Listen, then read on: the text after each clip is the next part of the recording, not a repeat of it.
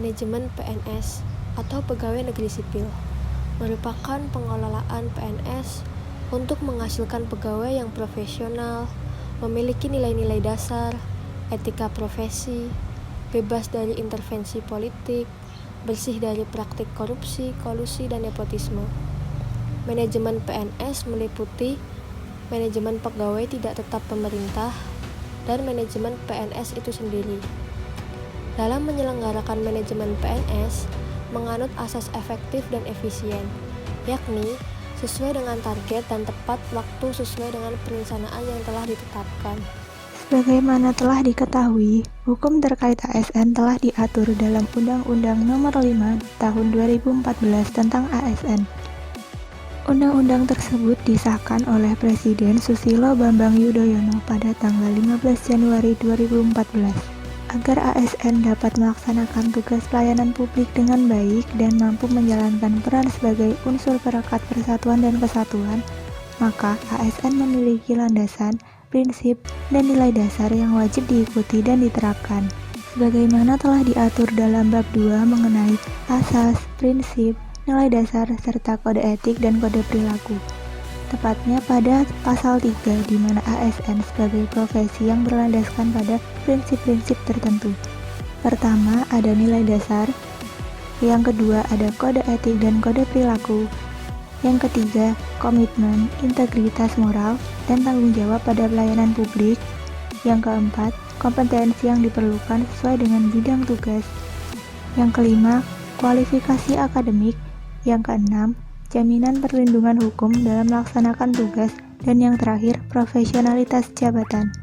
Kemudian menurut pasal 4, nilai dasar sebagaimana yang dimaksud dalam pasal 3 bagian A meliputi: yang pertama, memegang teguh ideologi Pancasila; yang kedua, setia dan mempertahankan Undang-Undang Dasar Negara Republik Indonesia tahun 1945 serta pemerintahan yang sah. Kemudian yang ketiga, mengabdi kepada negara dan rakyat Indonesia. Kemudian, menjalankan tugas secara profesional dan tidak berpihak. Yang kelima, membuat keputusan berdasarkan prinsip keahlian. Kemudian yang keenam, menciptakan lingkungan kerja yang non-diskriminatif.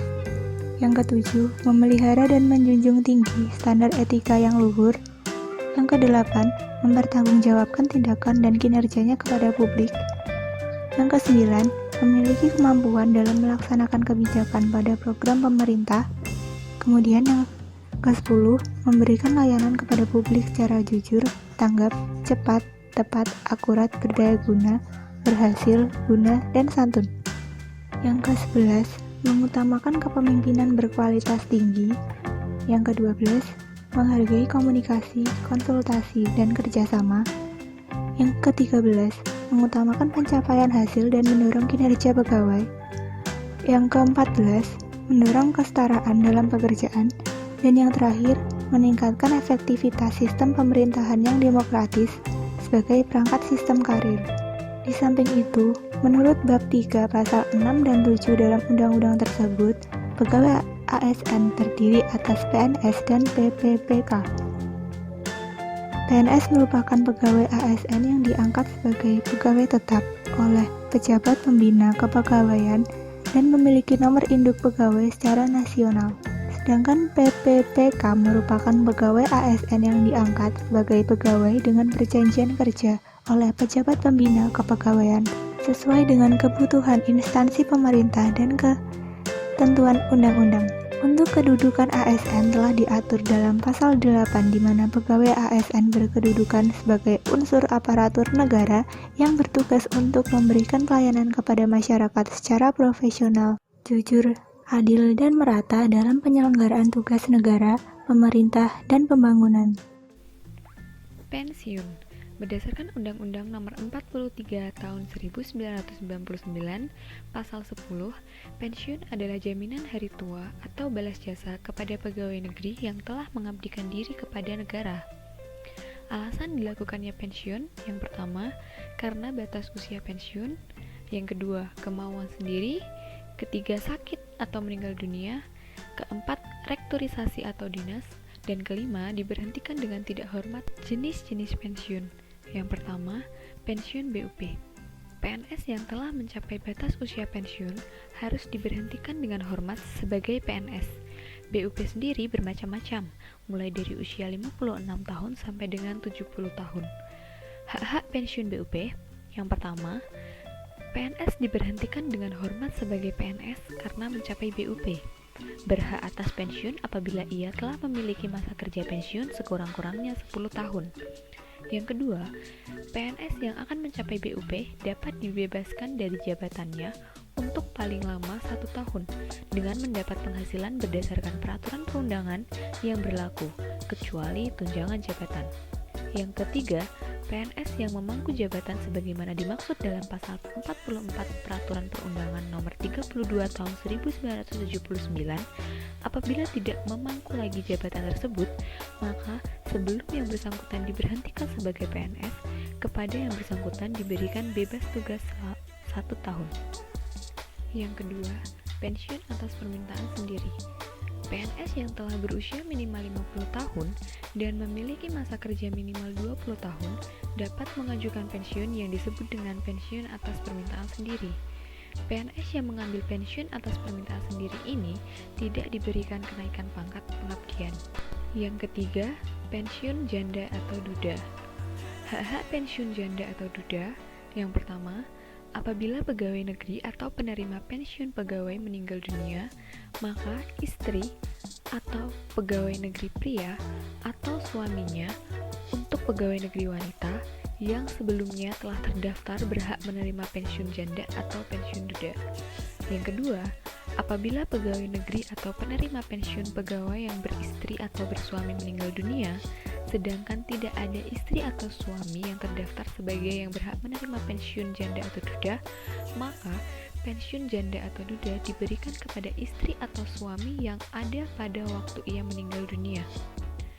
Dalam hal pegawai negeri atau penerima pensiun pegawai pria, termaksud di atas beristri lebih dari seorang, maka pensiun janda atau duda diberikan kepada istri yang ada waktu itu paling lama dan tidak terputus-putus dinikahinya. Yang ketiga, apabila pegawai negeri atau penerima pensiun pegawai meninggal dunia, sedangkan ia tidak mempunyai istri atau suami lagi yang berhak untuk menerima pensiun janda atau duda atau bagian pensiun janda, maka poin pertama yaitu pensiun janda diberikan kepada anak apabila hanya terdapat satu golongan anak yang seayah dan seibu. Poin kedua, satu bagian pensiun janda diberikan kepada masing-masing golongan anak yang seayah dan seibu. Poin ketiga, pensiun duda diberikan kepada anak. Yang keempat, apabila pegawai negeri pria atau penerima pensiun pegawai pria meninggal dunia, sedangkan ia mempunyai istri yang berhak menerima pensiun janda atau bagian pensiun janda di samping anak dan dari istri yang telah meninggal dunia atau telah cerai, maka bagian pensiun janda diberikan kepada masing-masing istri dan golongan anak seayah seibu termaksud. Yang kelima, kepada anak yang ibu dan ayahnya berkedudukan sebagai pegawai negeri dan kedua-duanya meninggal dunia, diberikan satu pensiun janda, bagian pensiun janda atau bagian pensiun duda atas dasar yang lebih menguntungkan. Yang keenam, anak-anak yang berhak menerima pensiun janda atau bagian pensiun janda ialah anak yang pada waktu pegawai atau penerima pensiun pegawai meninggal dunia. Poin pertama, belum mencapai usia 25 tahun. Poin kedua, tidak mempunyai penghasilan sendiri. Dan poin terakhir, belum menikah atau belum pernah menikah. Jenis pensiun berikutnya yaitu pensiun orang tua. Apabila seorang PNS meninggal dunia dan tidak meninggalkan suami, istri, atau anak yang berhak menerima pensiun janda atau duda, maka kepada orang tua almarhum atau almarhumah diberikan pensiun orang tua yang besarnya 20% dari pensiun janda atau duda. Jika kedua orang tua telah bercerai, maka kepada masing-masing diberikan separuh dari jumlah yang dimaksud. Berakhirnya hak pensiun pegawai diatur pada pasal 14 Undang-Undang Nomor 11 Tahun 1969 yang menyatakan bahwa hak pensiun pegawai berakhir pada penghabisan bulan penerima pensiun pegawai yang bersangkutan meninggal dunia. Pembatalan pemberian pensiun pegawai. Pembatalan pemberian pensiun pegawai ini diatur pada pasal 15 Undang-Undang Nomor 11 Tahun 1969 yang menyatakan bahwa pembayaran pensiun pegawai dihentikan dan surat keputusan tentang pemberhentian pensiun pegawai dibatalkan apabila penerima pensiun pegawai diangkat kembali menjadi pegawai negeri atau diangkat kembali dalam suatu jabatan negeri dengan hak untuk kemudian setelah diberhentikan lagi memperoleh pensiun menurut undang-undang atau peraturan yang sesuai dengan Undang-Undang Nomor 11 Tahun 1969. Kemudian, pembahasan selanjutnya yaitu membahas tema terkait pemberhentian dan pensiunan pegawai negeri sipil. Pada pemberhentian PNS, menurut Peraturan Badan Kepegawaian Negara Nomor 3 Tahun 2020, yaitu peraturan terbaru yang mengatur tentang segala hal yang menyangkut pemberhentian PNS. Pemberhentian PNS dapat dikatakan sebagai pemberhentian yang mengakibatkan PNS kehilangan statusnya sebagai pegawai negeri sipil. Berdasarkan Peraturan BKN Nomor 3 Tahun 2020 tentang petunjuk teknis atau juknis pemberhentian PNS, jenis pemberhentian terdiri atas 1. Pemberhentian atas permintaan sendiri, yang dimana PNS yang mengajukan permintaan berhenti diberhentikan dengan hormat sebagai PNS. Adapun permintaan berhenti atas permintaan sendiri dapat ditunda untuk paling lama 1 tahun apabila PNS yang bersangkutan masih diperlukan untuk kepentingan dinas. Kemudian yang kedua, yaitu pemberhentian karena mencapai batas usia pensiun, yang dimana PNS yang telah mencapai batas usia pensiun diberhentikan dengan hormat sebagai PNS. Kemudian yang ketiga, pemberhentian karena perampingan organisasi atau kebijakan pemerintah, yang dimana dalam hal terjadi perampingan organisasi atau kebijakan pemerintah yang mengakibatkan kelebihan PNS, maka PNS tersebut terlebih dahulu disalurkan pada instansi pemerintah lain.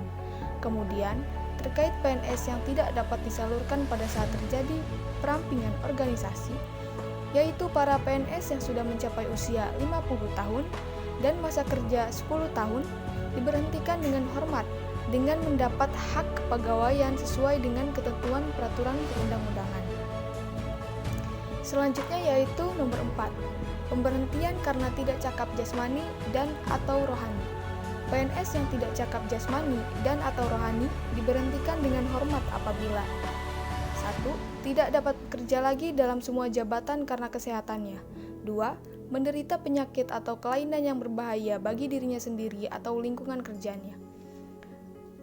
Kemudian yang ketiga, tidak mampu bekerja kembali setelah berakhirnya cuti sakit.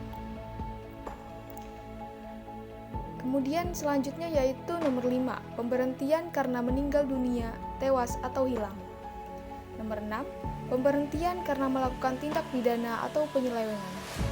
Dan nomor 7, pemberhentian karena pelanggaran disiplin, yang dimana pegawai negeri sipil diberhentikan dengan hormat tidak atas permintaan sendiri apabila melakukan pelanggaran disiplin PNS tingkat berat.